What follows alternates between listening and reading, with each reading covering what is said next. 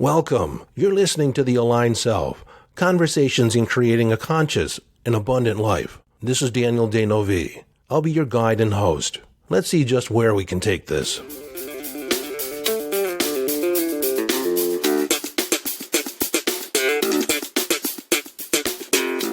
Hello, friend, and welcome into the Quotable Monday. Each Monday, I feature a quote where I expand on it and talk about it and how it applies to our mind training, law of attraction, yada, yada, yada. Kind of get the idea.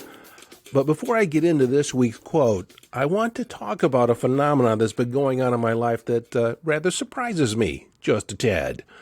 Because I've been resistant to it, I think, but I'll get into that in a second.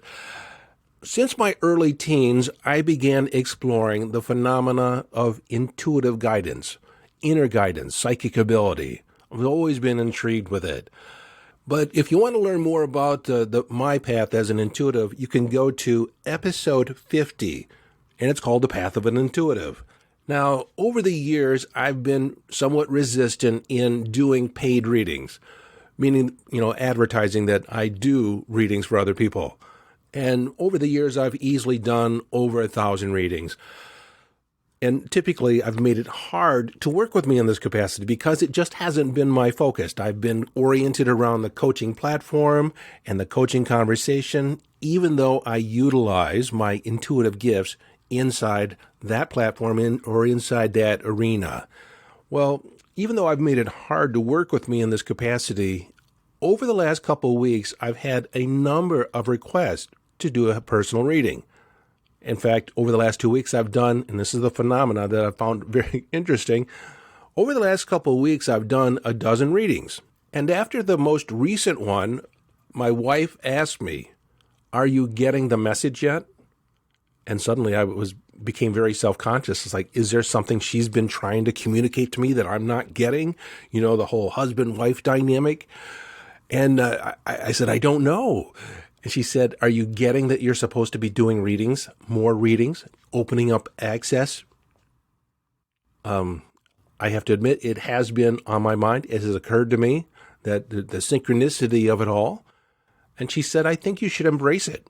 I think you should put it out there that you're now doing paid readings and give people a greater access to your abilities.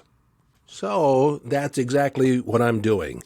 If you're called to have a reading with me, you can go to yesdaniel.com and follow the link for a psychic reading with Daniel Denovi. And there you'll find 3 types of readings that you can get with me. And I have to admit, one thing that's different in getting a reading with me, that they typically end up being a spiritual coaching session. Because your guides work with my guides and communicate to me things that you need to be aware of, things to be open up to, how to shift things in your life. So, there you go. With that established, let's move on to the Quotable Monday. What is the quote we're going to look at today? And I have to admit, it's a quote that you may be familiar with. It's been bandied around a lot.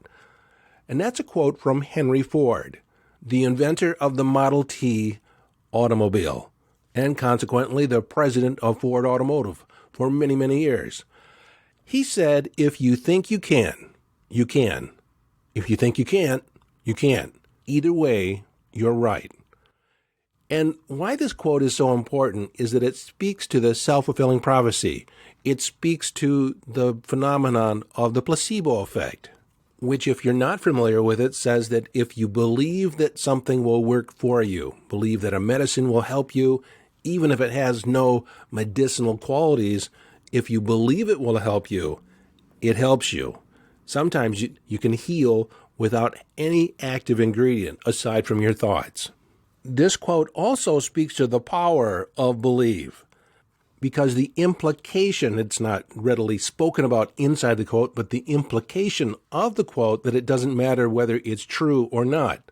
If you believe it's true, if you think you can, you can. If you think you can't, you can't. Regardless of the truth, whatever your belief is around that area, that becomes your reality. For instance, a lot of people have this belief that it's difficult, hard, a struggle to attract money, as if it's hard to get, hard to make, hard to attract. Yet the people that easily attract money into their lives, they have an opposite belief. They believe it's easy to attract money. It's easy to make money. And when you think about it, we live in $1 trillion economy, $1 trillion world economy. $1 trillion changes hands every day, millions and billions a minute. In fact, money is a very dynamic resource. It just doesn't sit around. It's always at work. It's changing hands. It's moving over here and being attracted over there. So if you look at the actual dynamic of money, money flows easily all around the world. But if your belief is that it doesn't flow easily to you, that it's hard to make, then it's going to be hard to make. But if you believe it's easy to attract money, then it will flow easily to you. You'll just be in the right place at the right time. The opportunities will show up in the most amazing way. Another angle on this has been recorded from an empirical standpoint with teachers and students.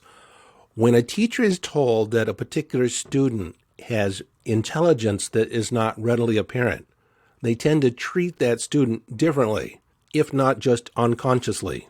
What they did in the study is they took students that were not necessarily doing well in other classes and moved them with a new teacher.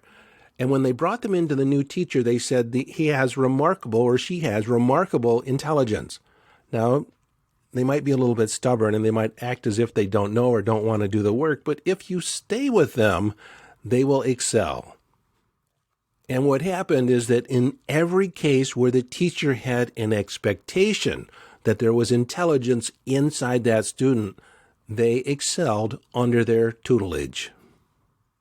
These studies have profound implications, not only with your children, if you're a teacher, with your students, even the other people in your life, your loved ones, your significant others.